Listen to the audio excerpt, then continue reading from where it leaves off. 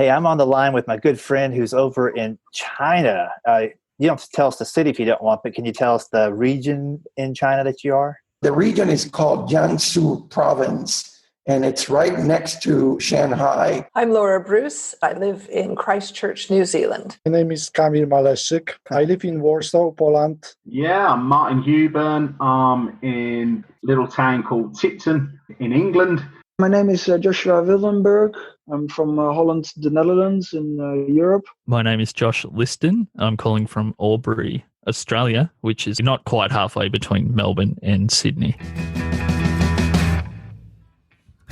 Welcome to the School of Laughs podcast, brought to you by schooloflaughs.com. Whether you're an aspiring comedian, a part-time pro, or a speaker who wants to become funnier, this is the podcast for you. We'll break down tools, tips, and techniques to help you get bigger, better, and more bookable. And now, here's the show. Welcome to the School of Laughs podcast. Rick Roberts here, and if you could tell from the opening, we've got a special episode today. We're taking a trip around the world, checking in with different comics and comedy show producers around the world just to see what the current situation is with the COVID-19 virus and their local comedy scenes. And I just want to say that the information, the interviews I did for this have been collected over the past 2 weeks. So there's a slight lag time. I'm sure some of the things we talked about may have moved forward a little bit as far as how they're getting past the shutdowns and lockdowns and whatnot. But as of the last 2 weeks, this is a snapshot of what it looks like across the globe. And how I found the folks for this episode, they're either people that listen to the podcast or have taken the online comedy writing class. And all with the exception of the first guest that I have, who is my friend Miggy. He's over in China, and he was one of my first comedy buddies. I believe he was even there the first night I did comedy in Columbus, Ohio. But he has moved on from comedy. Now he's a teacher, but I thought since he is in China where this all started, that's where we'll start on this podcast. So let's go ahead and jump in right now, and I'll kind of guide us through this as we go. But our first guest on the podcast is my good buddy Miggy, and he's going to let us know where he's at and what the scene is. Hey, I'm on the line with my good friend who's over in China.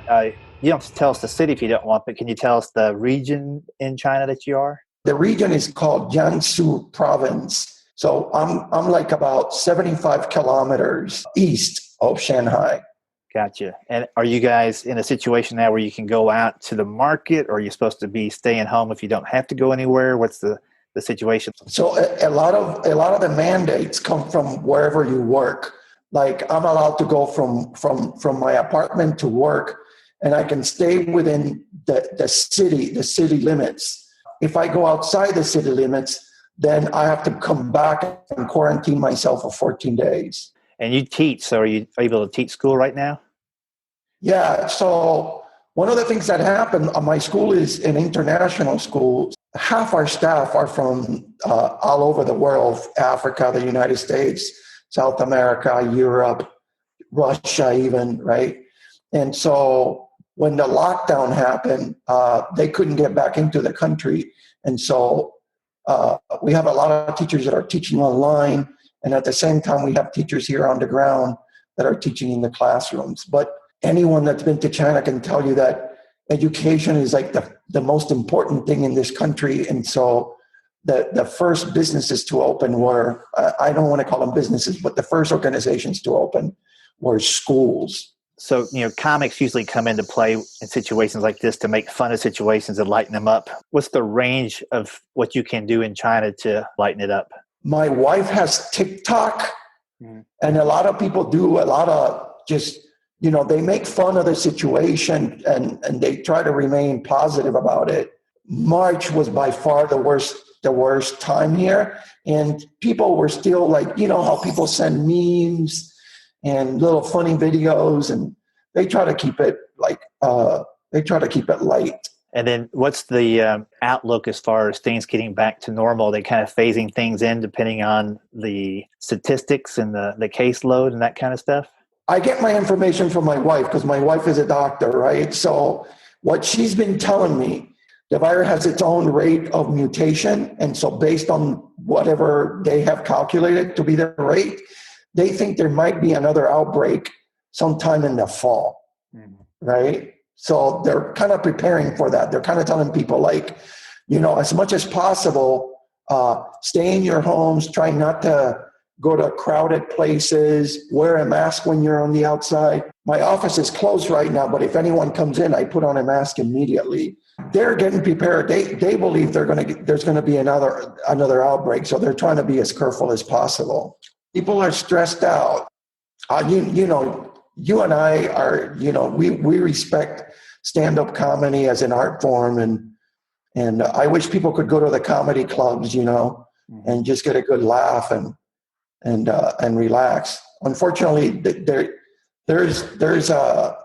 there's comedians here in China, but it's not as popular as it is in the United States.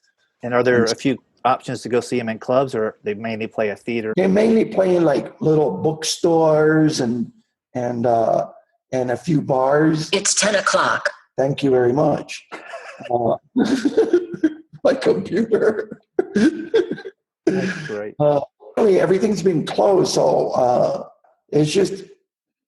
I just think I feel a lot for the United States being way over here, and because I have family in the States and everyone's dealing with their own different issues. So, but thank the Lord, He's blessed us, and I owe Him for that. So it won't last forever, but it's an interesting time for sure. I never would have guessed there was a time where I couldn't go do a show. I thought there'd be a time where people wouldn't show up, but I didn't know a time where they told them they couldn't go in the first place.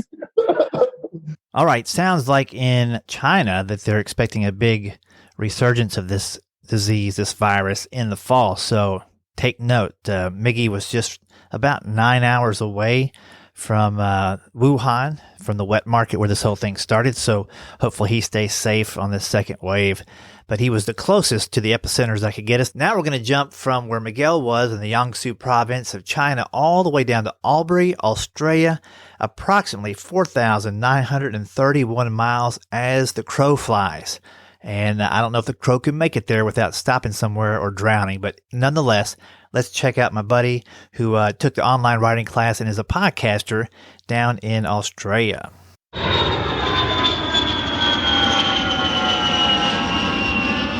My name is Josh Liston. I'm calling from Albury, Australia, which is halfway, or actually not quite halfway between Melbourne and Sydney, our two biggest cities. So if you were going to go to either of the bigger cities, about how many hours would it take you to get there? To Sydney, it's a long enough trip you would have to stop, so that's probably about 6 hours. Melbourne is, now there's a lot of bypasses on the way down, no small towns, it's probably about 3.5. And that's Melbourne. For anyone listening, is probably known in the comedy world mostly for the International Comedy Festival, I guess. So it's probably our main comedy city. It's also where most of the big afternoon radio shows are based that have a lot of comedians. So it's a good place to be. It's driving distance away. And overall, what are the comedy scenes like in those two cities? Are they kind of different? Do they have their own vibe? Melbourne is the cool, kind of laid back. There's a lot of laconic kind of comics, and it's obviously the place where the comedy festival is. So once a year, the whole world kind of descends on there. So Sydney, in my opinion, a little bit more aggressive and simpler and straighter to the point. And I don't know, it's probably just trying to appeal to a less sophisticated market, which probably sits well with most of the Australian market. We're pretty laid back, laissez-faire kind of people. So the Sydney comics seem to dig maybe a little bit less into the intellectual heady stuff and just go straight to the joke. That's just what I've seen from comics from Sydney. And Melbourne's maybe just a little bit more broad. There's every kind of comic down there. And what is the feeling down there as far as material? Is there like we're overrun with political correctness here in the United States. Do you have a version of that down there? In a way, it does fall very much in the what you would probably file under political correct topics. When it comes to actual things like language and taboo subjects and that sort of stuff, it's very much more adult down here in my experience. Sure. And you get out there a little bit. How often are you able to, perform and work on material And I know it's frustrating right now because in the ramping up stage where you're developing material, all of a sudden you have no place to go try it out. Correct. And that's kind of where I am. When I first discovered you, Rick, I think it was from David Hooper's book, Big Podcasting. Probably the only decent book on podcasting, in my opinion, but that's another subject. Yeah, he's great. So I did a few book shows around here earlier in the year, and I was really just ramping up, ready to start hitting Melbourne on a regular basis. And then all this stuff's happened and there's no shows. What's going on around Australia with how they're approaching containing it and when they're talking about opening anything back up and what it's like to go out if you can? I can't really speak to how everyone's handling it, but generally it took a few weeks for us to ramp up and get on board, and now everyone seems to be doing the right thing. But just one interesting thing, Rick, is I'm right on the border of two states where I live, and we have a major river, and that's all that's separating the two states, just the river, and a completely different set of rules and potential fines for people for going outside and doing non-essential things between the two states.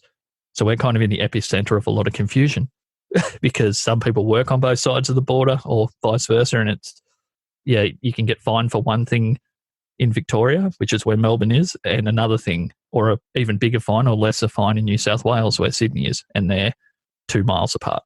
Have you noticed any comics on TV or on radio? How are they using comedy to kind of cope with this situation? Because they can't go to the clubs, it's affected their livelihoods, but they also know, even though we're considered non-essential, they're pretty important to people dealing with this. A lot of them found it confusing because to begin with, it was a big joke in Australia because of that way we are about everything. Oh, it's not that serious. She'll be right, mate, is what the expression is down here. She'll be right, mate.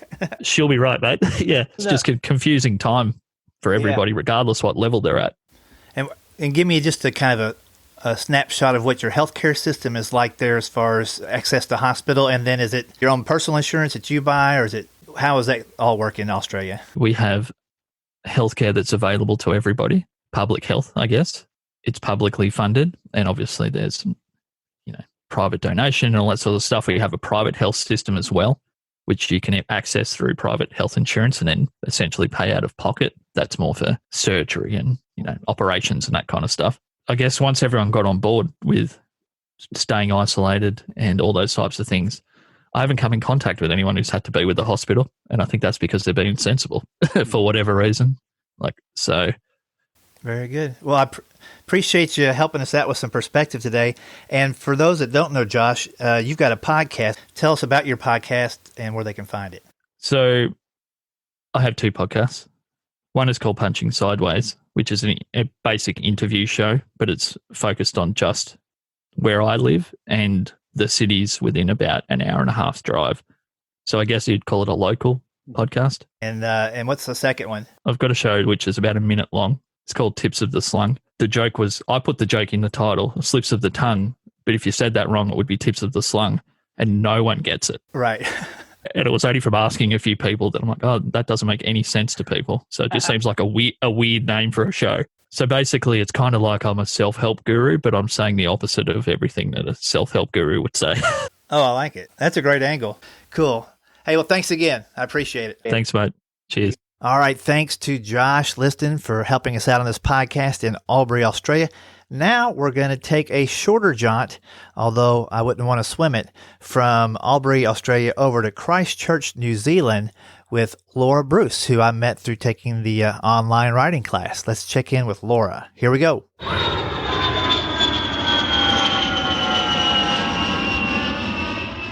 Well, what is the comedy scene like where you live right there? You're on an island past Australia. You're kind of out there, but it sounds like you have a comedy scene. Rick, we are in the middle of the South Pacific on the tip of a volcano in the famous Ring of Fire. So we have a very vibrant comedy scene here in Christchurch, and I was absolutely delighted when I arrived here last year and started going to see open mics. And I realized I could do an open mic almost every night of the week here in Christchurch, which for a city with a population of only about 400,000 just blew me away. The city has a number of arts festivals, and there's a real enthusiasm for comedy, and even our own purpose-built comedy club just opened in December, a crowd-funded site called Good Times Comedy Club. Oh, that's great. It shows that the community has support for what you're doing. That's pretty impressive. So when you first got there, had you been doing comedy before, or was this something you picked up once you got to where you live now? So I had done comedy probably about, a dozen or more times before coming to Christchurch. And I quickly doubled that, that figure in a matter of weeks. And in fact, I took place in a competition just before we went into lockdown for stand-up comedy, new talent sort of contests, New Zealand wide, and I came runner-up for the South Island. So I was absolutely thrilled. Yeah, thank you. That's excellent. And now you're kind of on lockdown. Tell me what it looks like for a lockdown where you live. It's very quiet. There's no planes. That's one of the things I've noticed. There's no aircraft noise. I heard a cargo plane the other night. I was up quite late doing a conference call with the States. And I thought, what is that noise? And it must have been a cargo plane landing at our airport here in Christchurch. So yeah, you really notice the quiet. And everybody's out walking their dogs and things. And that's about it. Where you're at so remote, the impact is not as devastating as in some spots. What are the numbers that you hear from your news media? Yeah, we've had, I think we're somewhere around 1,400 cases in New Zealand. And yesterday, sadly, we had the 14th death. Yeah, it's a similar mortality rate here. We obviously have a whole lot more cases and a lot more people dying, but that percentage stays pretty firm with at least the known cases. I think we're finding out now that a lot of people have had it, gone through it, not even known they've had it. They've been asymptomatic and fought it off pretty easily. So yeah, you're out there a little bit. What's the government approach to handling it? Is there a strict lockdown, or do you have to wear a mask when you go into a grocery store? What's the scene there? There are no regulations around wearing a mask or anything like that. However, there is a very strict sort of protocol around the level of what they call lockdown here. So we're at level 4. And level 4 is a huge restriction to stop community transmission. So no, what they call no non-essential workers are going to work. Everybody's working from home. All the restaurants are closed, so we don't even have any takeouts. It's just, I see my American cousins driving up to places in Georgia, picking up food from the window of the car, and I'm so envious. We haven't got any of that here. So it's really, schools are closed. And the big news this week is that next Tuesday, the 28th of April, we're going down to level 3, which means restaurants will be able to open and schools are opening, I think, except for our very young children who can't practice social distancing. Right. Yeah, that'd be kind of hard to explain to the littlest of ones why you can't play with somebody else. Exactly. It's almost like all the things we've learned as parents, we have to reverse. Stop sharing your toys. Stay away from people. Go inside. Look at your computer. It's all backwards now. We've unraveled everything. That's good. Oh, man. Well, the thing that I noticed about comedy, we're considered non-essential workers here in the United States. I'm sure same thing down there. But when it's tough times like this, we don't have the cure through comedy, but we definitely help people cope with it and look at it through a different lens.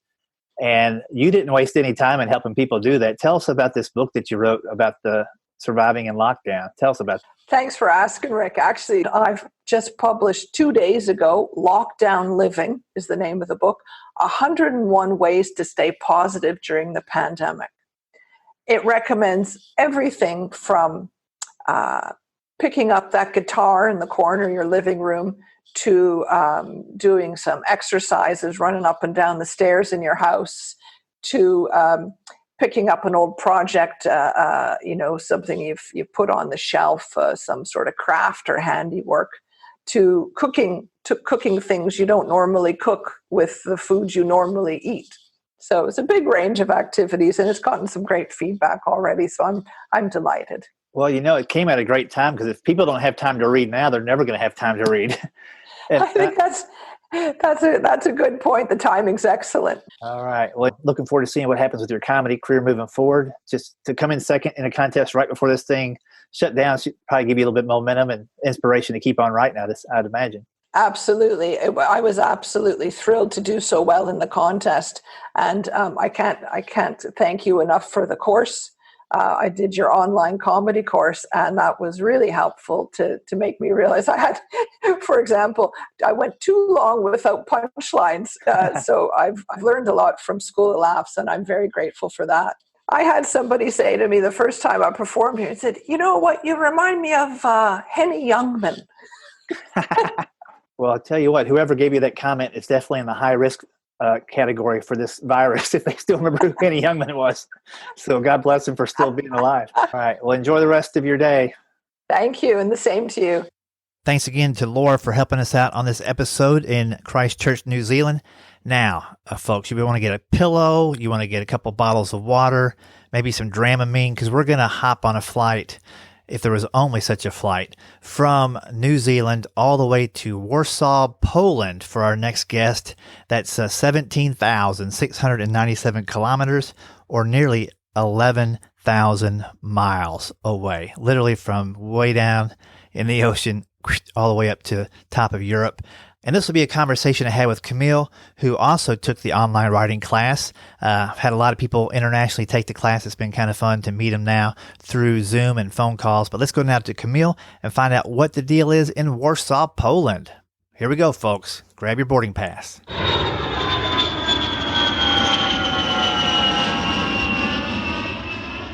My name is Kamil Maleszyk. It's hard to pronounce, I guess. I live in Warsaw, Poland. What is the comedy scene like there? Do they have comedy clubs, or is it a kind of a special event they have at a theater? What is it like?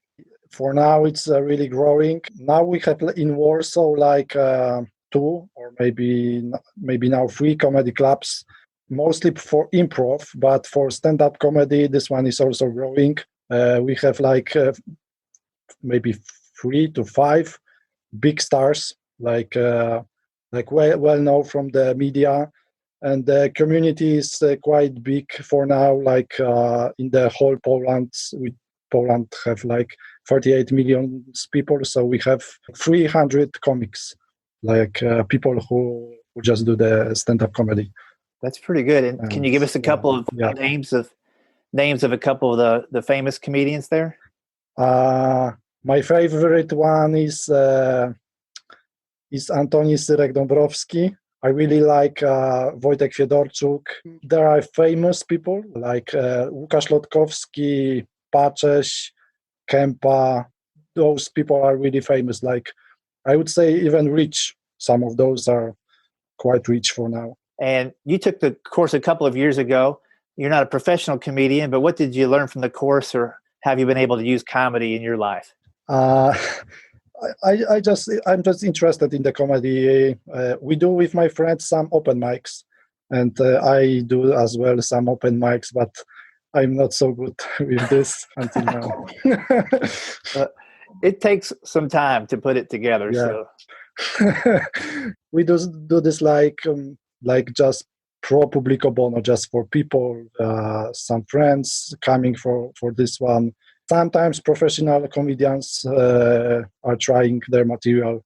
right now with the virus going around the world, what's it like in Warsaw? Are you allowed to go out and do things, or you have to stay home? What's it like now? We stay home. We have this quarantine stuff, so we have to stay home. We have to use masks. We only allowed to go to the shop or to the doctor. So, but if I compare to the rest of the Europe, I think it's not so bad because there is not so many people who are like with this disease. Yeah, we're the same way in Tennessee. We can go to the grocery and go to the doctor. They're very anxious here. People are protesting, wanting to get work back on schedule and get out of their house because I think they spent too much time with their family. Yeah, especially with wife. Yeah. Have there been any comedy shows on TV or anything to help ease the stress of the virus? Have the artists and TV stars gathered together to do anything? They are trying to do some online stand-up comedy, but this is not so good as as live because there is no connection with the audience. But they are trying, but this is not the same. Do you have an idea of when things will kind of open back up there and be more like it was before, or are they still kind of waiting it out? Yeah, we are waiting. I heard the rumors that 2 years even they're waiting for this fascination. Yeah, it's tough times for sure.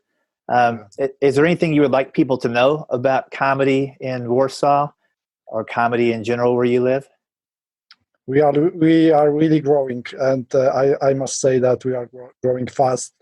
And this started like 10 years ago, and for now there are many professional comics. And are people pretty free to speak their mind, or do you have any limitations from society on what you can say on stage?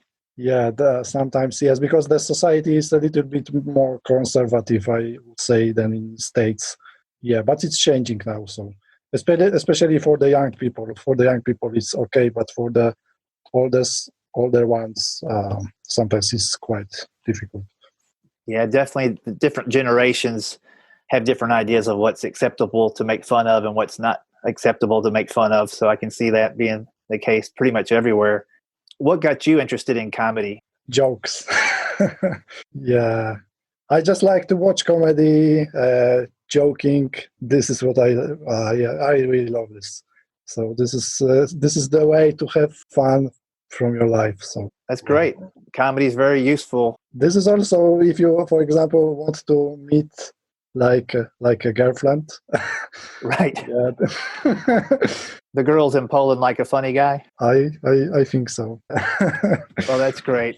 Well, I hope things get back to normal quick for you out there. And I appreciate you letting us know how it's going in Poland. And if I can ever do anything to help you with your comedy, just make sure you shoot me an email so I know. Sure, no problem. Thank you for inviting me.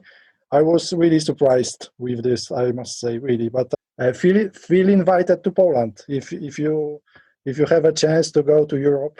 If I get to Poland, I will call you up for sure, and we'll go hit the open mics. Yeah. All right. Thank you, sir. Okay, thank you. Bye. Take care. Bye-bye. Bye. Thanks, Camille. And I think we learned the most important thing there is that ladies like a funny man all around the world. Hey, this is Rick Roberts. Just wanted to take a second to announce the new Master Laughter class is available online. First time ever. And for the next 30 days, there's an early bird price special to get you $100 off the class so you can get in there and start experiencing the fun of adding comedy to your content. From a learning perspective, he was masterful at showing the content, helping us apply it. I learned how to develop humor from my speaking topics, which now is going to make me more engaging, it's going to make the audience more engaging, and it's also going to make me memorable because they're going to remember what we discussed and taught. He does a great job in giving specific how-tos. This is the formula. This is how you do it. To be able to look at comedy and then apply it to our industry was the game changer for me. And it's classes like Rick's that teach you the skills you need to improve yourself as a speaker to make it look even that much better. Call Rick. Make sure you're getting his next Master Laugh class for speakers and trainers. It's a no-brainer. You're going to win. So definitely take it. And now we're going to skip the airplane this time, stay on the ground, take a train ride from Warsaw, Poland, over to Holland in the Netherlands to talk to Joshua Wildeberg. And this is about a 12-hour drive, if you could drive it, 720 miles. So not bad, but not short.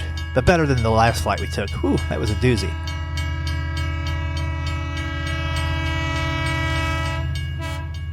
So my name is Joshua Wildenberg, or Wildenberg in Dutch. I'm from Holland, the Netherlands, in Europe. Tell me and everybody listening what the comedy scene is like in Holland. Actually, the last, I'd say, 4 years were really booming. In mostly Amsterdam, a lot of initiatives popped up like mushrooms. And that was going the right direction. Now, obviously, everyone is at home, and but still, club owners.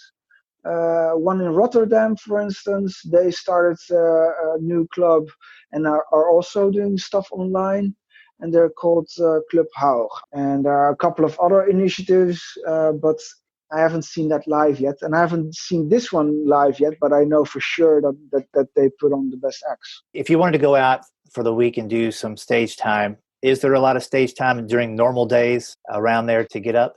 Before the corona, definitely. Are there some well-known names in the country that we should look up? Yeah, to be honest, I haven't found one Dutch act where I go, well, this is going to be a main act that's going to be a threat to the UK scene. Gotcha. That's what I'm on about. I'm focused on the UK with a reason, because there's way more talent, and some of them are insanely talented in such a way that I eventually in 2013 skipped from Dutch to fully international acts. Yeah, so I understand. So there's not as many strong acts from Holland, and you're close enough to the UK to get stronger acts from there, which makes for a better show for everybody. Yeah. I just like English comedy or UK comedy. As for US, Canadian, anything international, as soon as people can actually understand them. I mean, I don't mind accents. I myself have an accent. Right. But the thing is, people should at least be able to understand you. Yeah, I think absolutely. Well, have you seen comics take advantage of everybody being kind of held captive right now and making fun of the situation? One new comedian, his name is Latif Lovejoy. That's a great name. And he in his video, he goes by the name of LL Cool Joy. Okay. Good play on words, and he is a stand-up comedian, but also a content producer.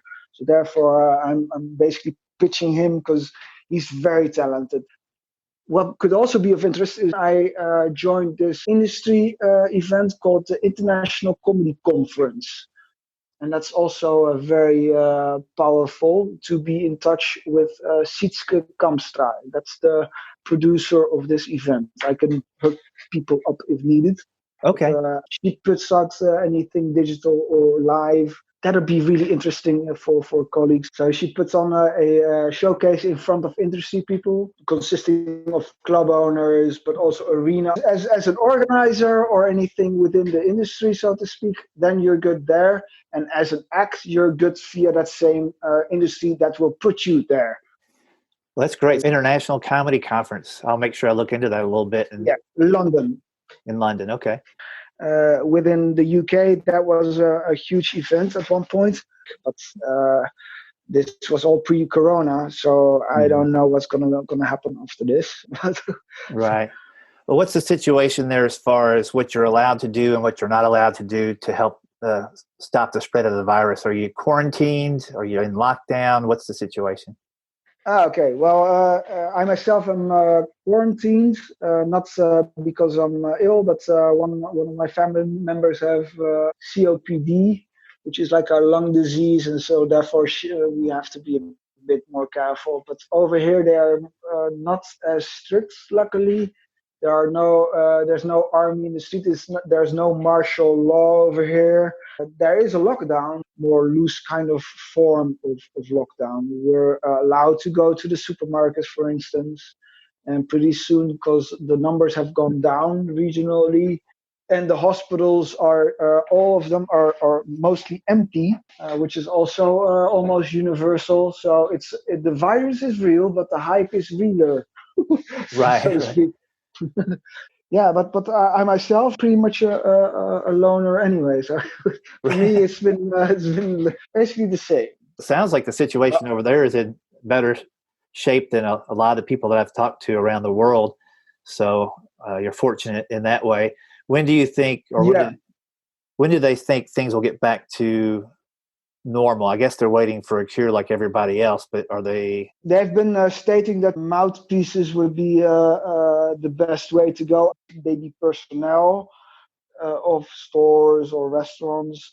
That part I can actually follow. And over here they had a couple of initiatives where they use plexiglass at certain bars, regions. So this will eventually solve itself over here. And also the shots after this, that could also be be a scenario, and I myself just hope it won't be mandatory, because as soon as you're tested and you're found positive and maybe even immune, Mm-hmm. then you should be treated differently. I think. I think that should not be that, which really depends on what kind of virus it is and what it actually is. Mm-hmm. I mean, I've heard all kinds of horror stories where COVID-19 actually is also just a summarization of symptoms, and corona itself also only a collection of symptoms, and not really a definable situation. Those are the things that kept me from being overly hygienic and then not give my immune the training it needs. It's like what Carlin said about the sewage, right? Kind of thing. Not literally, but that bit of George Carlin is very, very powerful in that sense. I remember that bit where you'd swim across the Hudson River and swallow half the water, and that would keep you immune from everything because your body had been exposed to it. Exactly. Yeah, there's some truth to that, and it is interesting that the virus shows up in different people in different ways. We're finding out over here that the younger people are having strokes, and that's not what's happening with older people. And the older people are having symptoms like pneumonia, but that's not what's happening with younger people. So it's affecting people in different ways. So I think you're right. It's a collection of symptoms, but the virus itself is hard to pin down. One treatment won't take care of everybody. Well, great. Well, I'm glad you gave us some insight on what's going on over there. And if I can help you with anything, shoot me an email or give me a holler, okay? Thanks a lot, Eric. Bye-bye. Thanks, Joshua, for cluing us in there a little bit about what's going on in the scene where you're at in Holland, and giving us that good breakdown of the different types of comedians and comedy talent in the area. That was pretty cool.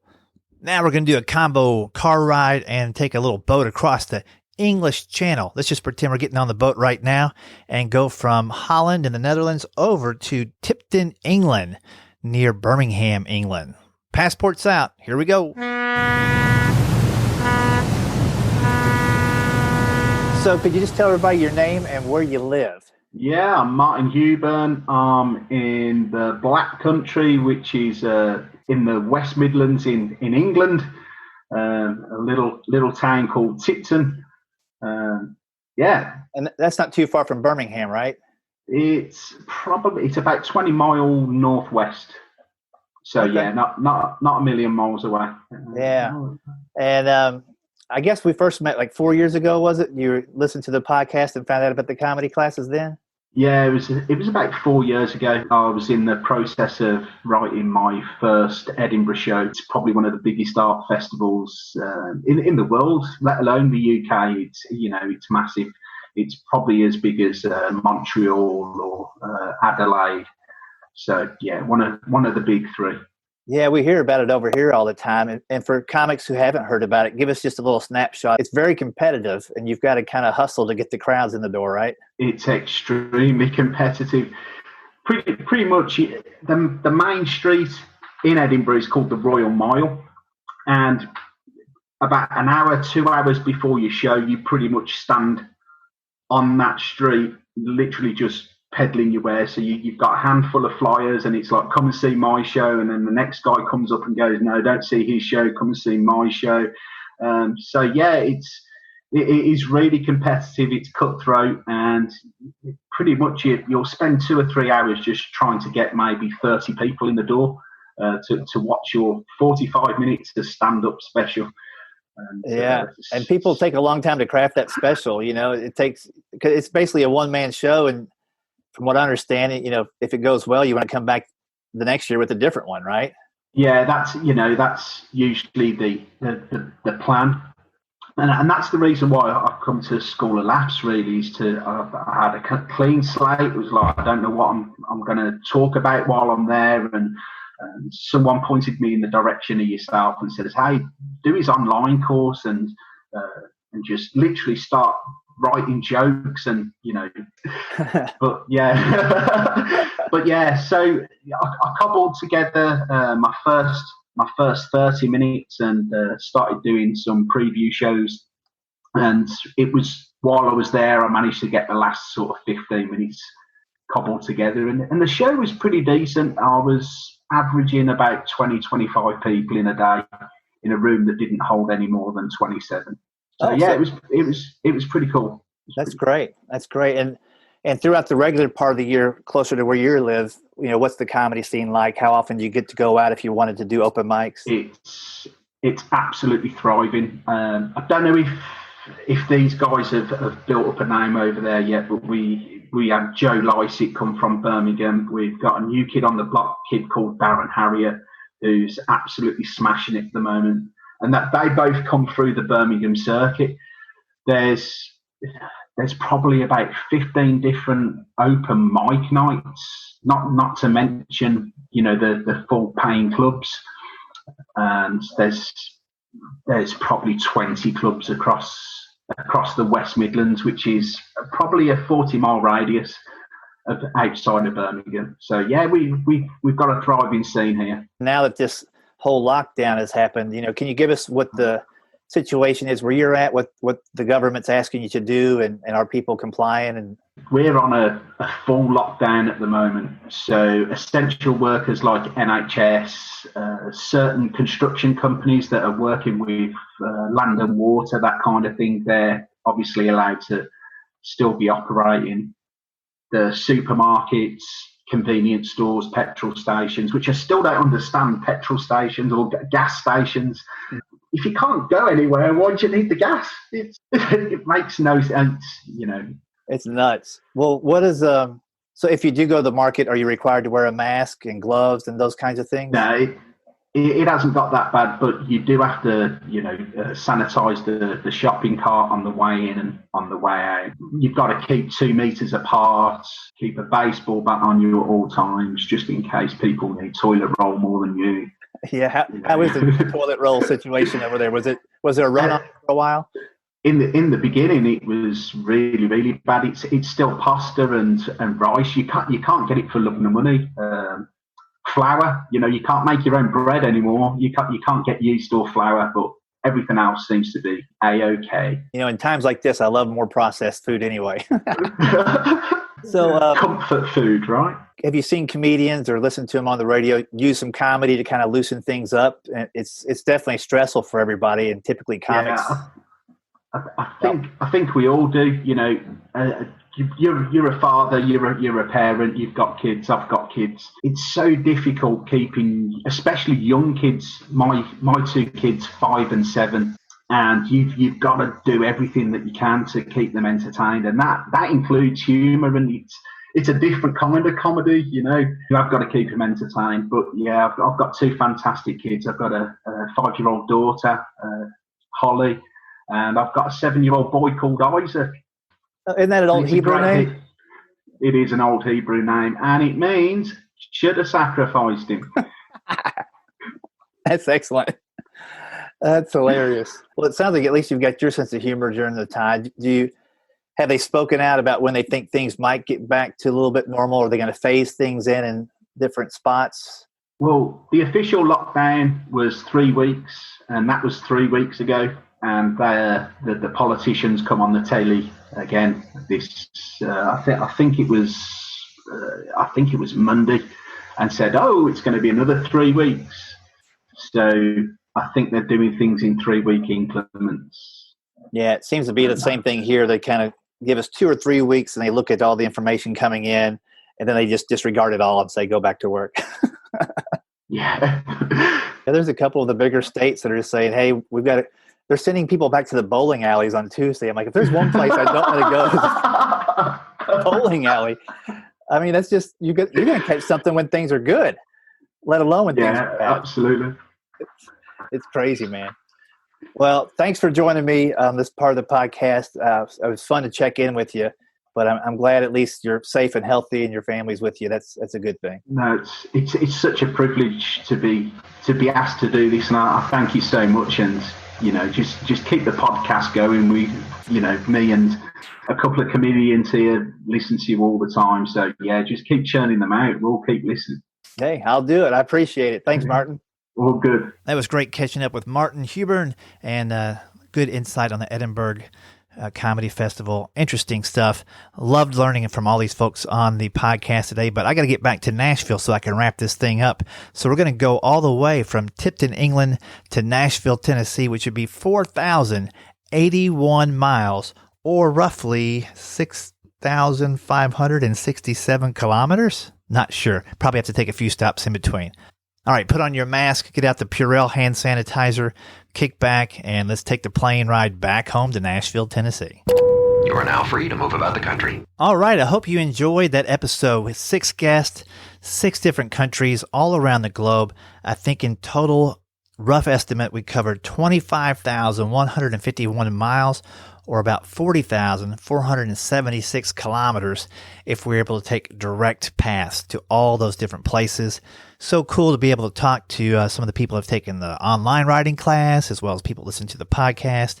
And it's just fun to know the School of Laughs podcast trickles out across the entire globe. We are in a state and a time of technology, and it's cool that technology can help us when we're kind of isolated, to pull us together. And that was the goal of this episode, is to kind of unite us as comics and as performers and show producers, and kind of check in on each other and see what it's like. So as you could tell from all 6 different places, a slightly different approach.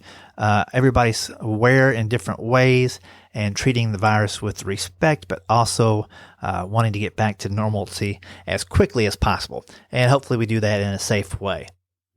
So again, thanks to Josh, Joshua, Martin, Miggy, Camille, and Laura for helping us out on this podcast. I will include links in the show notes to some of the comics they mentioned, comedy clubs, comedy festivals, and Laura's book, Lockdown Living. If you want to check that out and support her, those will all be in the show notes, along with a little map showing you everywhere we talk to in this conversation. Lots of fun. If you're looking for something to do and you've got downtime and you want to get better at comedy, of course, the online writing class is there for you. I've got a 20% off coupon code if you want to take the online writing class. The coupon code is COVID-19, all caps, and that'll knock 20% off any of the 3 levels of the writing class. And you heard there in the middle, we have the new Master Laughter class, which is just launched. It is the class for people that already have content. You might be a speaker, teacher, trainer, preacher, content creator, and you want to punch that up using comedy in strategic ways. That's what the Master Laughter class is all about. And it's a $100 off special, early bird, for the next 30 days. So until the 15th of June, there'll be that extra $100 off. You can find out more about that class at masterlaughterclass.com. You can find out more about the writing class at schooloflaughs.com. Thanks to this episode's sponsor through Patreon, Victoria Day. Victoria just signed up and sponsored the podcast at the $20 level a month. Thank you so much, Victoria.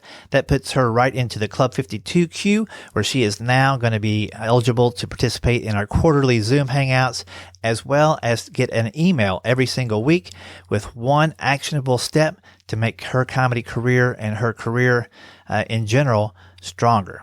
We talk about writing, performing, the business, and the marketing of comedy in that Club 52 group. So 3 ways you can support the podcast. If you like Patreon, you can do it through the classes or the Master Laughter class. Thanks a lot again for listening. Hope you guys enjoyed that. Take care. God bless you, and stay safe. Wear a mask. Wash your hands. Come on, dirty people. Wash your hands. Keep your fingers out of your nose and your eyes so we can get back to comedy shows as soon as possible. Stay safe. Stay funny. Thanks for listening to the School of Laughs podcast. If you'd like to hear more School of Laughs podcasts, you can find them on iTunes and Stitcher.com. And don't forget to subscribe and leave a review. For information on upcoming live and online classes, visit schooloflaughs.com. Until next time, stay tuned, stay focused, and stay funny.